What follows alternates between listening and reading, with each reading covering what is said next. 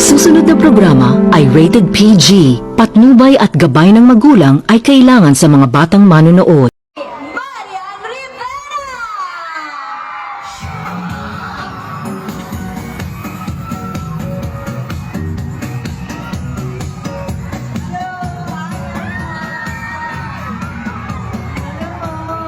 Hi, Miss Marian. Thank you so much for gracing us here on stage, Miss Marian.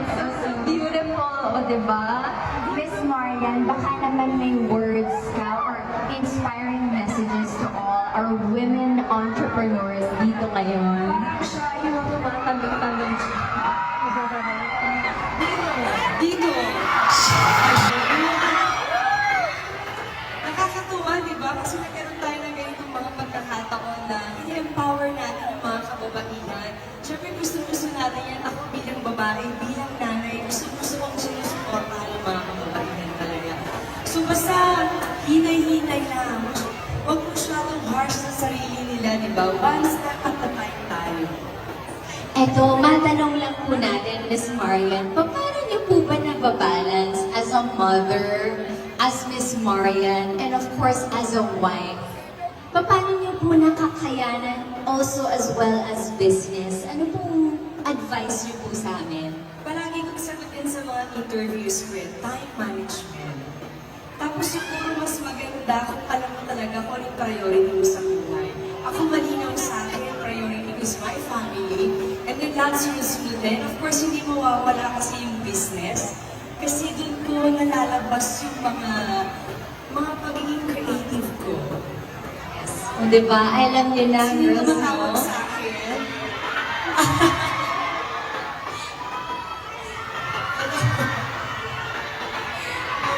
Ito, Miss Marian, being isang public figure, paano mo po nakikita yung lakas ng kababaihan sa mundo ngayon?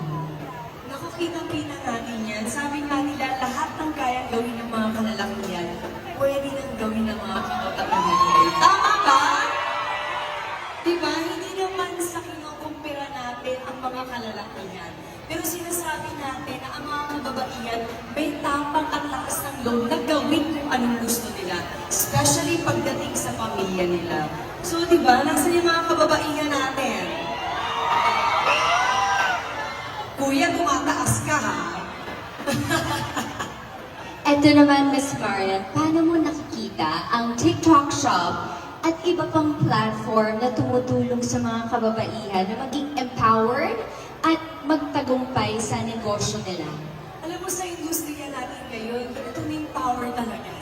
At nakakatuwa na nagko-collaboration para matulungan ang mga kababaihan. Especially nagla-live selling, nakikita natin kung gaano kaganda ang mga produkto.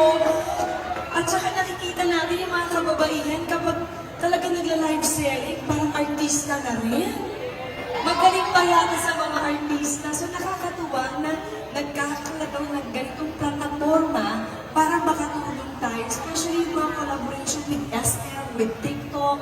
Hindi ba? Parang empowering talaga sa lahat ng mga nagne-negosyong kababaihan. Tama.